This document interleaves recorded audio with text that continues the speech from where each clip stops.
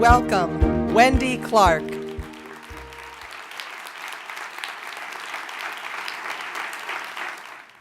No one should eat alone. These were the 5 words that Kim uttered to me and 3 others when we were at an event seated at dinner together a couple of weeks ago. She then excused herself from our table mid-meal, gathering her half-eaten plate of food, her drink, and her napkin, and headed to another table where a quite uncertain and unsure guest who had been alone was made to feel welcome, important, and cared for. This is vintage Kim Kelleher. Set aside her record professional accomplishments of being the publisher of almost a dozen titles, including Self, Sports Illustrated, Time, and now the chief business officer for a suite of Condé Nast platforms like GQ, Wired, and Golf Digest, and often being the first woman or the youngest to do so. Also set aside how not so many years ago, she left the comforts of corporate America and a predictable paycheck to join a fledgling startup, and in doing so, drove the company to record sales, hiring over 100 people. And definitely set aside how she's a dedicated wife to husband Dan, and doting and committed mother to Brendan and Declan, my guys, as she calls the 3 of them. Nope, set all of that aside, because in this moment 2 weeks ago, what Kim Kelleher saw that none of the rest of us saw was that someone who deserved to be seen, to feel important, indeed, to feel happy. Planning for today, I struggled to think of words to say about Kim on this most prestigious and deserved occasion that she or any of you haven't already heard about her. So I thought perhaps the most powerful gift for you, Kim, would be to see how you make all of us feel through your words. And where better to find your words, forgive me, Evan and Betsy, than your Instagram posts. Not those that others post about you, those that you originate. So I picked one word from each of your 50 most recent posts. I forced myself to pick one word unless meaning was needed. For instance, Badger fans will know that on and Wisconsin should never be separated. Wherever possible, I tried not to pick a repeat word. Yet and still, one word does repeat. So here goes.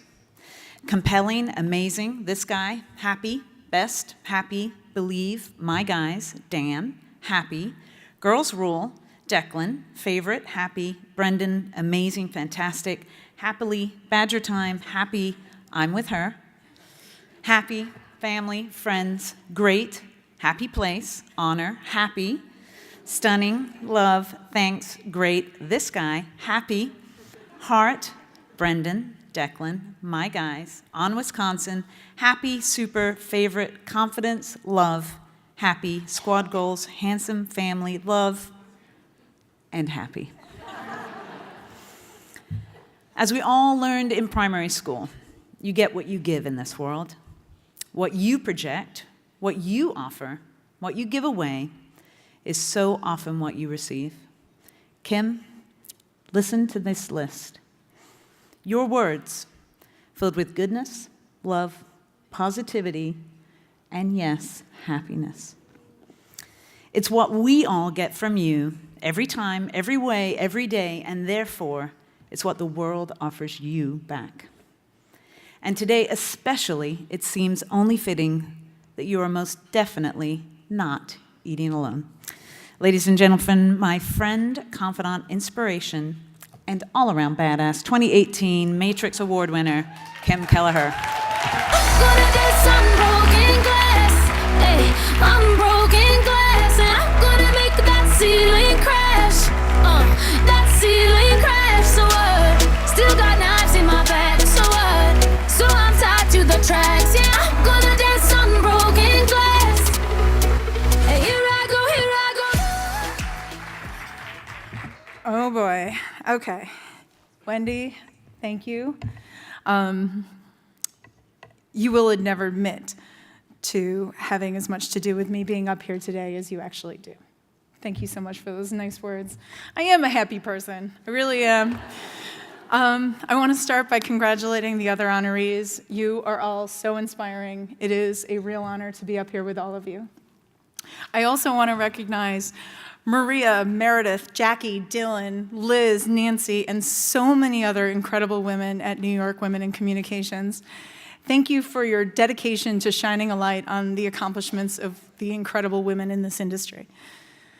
So when thinking about what to say today, I kept coming back to the question, are great leaders born or made?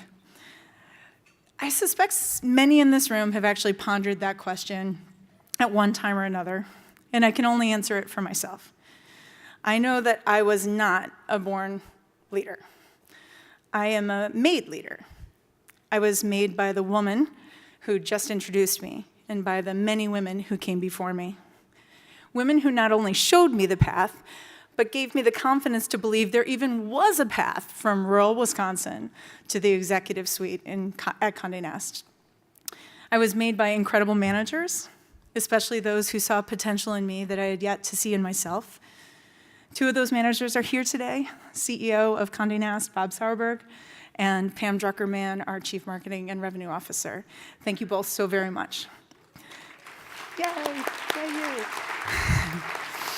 I was also made by a tribe of women, and I mean a tribe of women, who came out of the woodwork and rallied around me, women who gave me strength and confidence and unwavering support.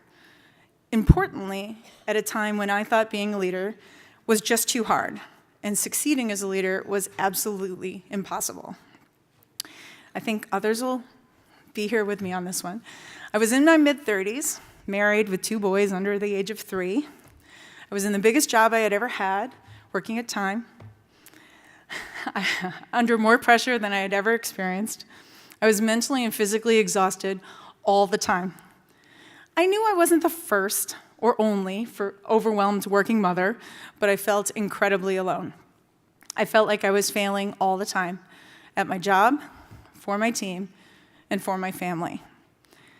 Then this tribe appeared, like out of the woodwork, this remarkable group of women, some I had already known, like Wendy Clark, and some who I had seen almost every day at work, but really didn't know at all. But there they were, right in front of me, when I needed them most. These women listened, they checked in, they offered advice based on their own experiences, they created the safest of spaces for me to do what I hadn't yet been taught how to do in the workplace, to show up as my whole self, to be vulnerable, to ask for and accept help. I agree with you, Alex. Because as many of this in this room might empathize with, until this vulnerable moment, I believed that needing this kind of support was an absolute sign of weakness. I was so wrong. I learned that all these women felt exactly the same way I did to varying degrees. They didn't feel in control and invincible. Their worries, their inner demons, their insecurities, their self-doubting voices were exactly the same as mine. But they had worked through it and achieved strength and clarity and perspective. And they gave those things to me and helped me lift me up out of this place that it felt so unsustainable and impossible. I was able to visualize finding my way, and I was suddenly not alone at all. So those boys are now 11 and 9, and here with me today. I see them.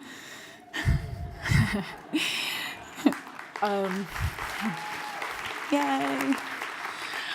I'm in a bigger job with more responsibility, more pressure, in a more challenging business climate, and yet I have never felt more sure that I have what I need. The difference is, I now know what I need is a combination of what's in me and what's around me and behind me, the whole thing. And so as a leader who was made, I take seriously the responsibility to help make other leaders. For me, that starts with leading by example, operating with skill, intelligence, integrity, being open, being honest, listening, constructive feedback, looking out for others, making sure other voices are heard, and giving credit where credit is due. And maybe, most of all, by being the kind of leader who is part of somebody else's tribe, somebody who holds out her hand when somebody needs it and doesn't let go when someone grabs on.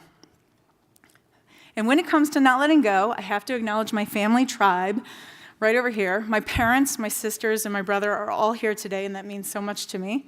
My remarkable husband, Dan, who I obviously talk about a lot, believes in me every minute of every day, and his steadfast partnership has allowed me to be my whole self at work and at home. And finally, I am honored and lucky to work with the highest quality colleagues and to be surrounded by people who make up my professional tribe. Way too many to name, but they know exactly who they are. So to all the women here today, my advice is to find your tribe, be part of somebody else's tribe, and to go on out there and lead.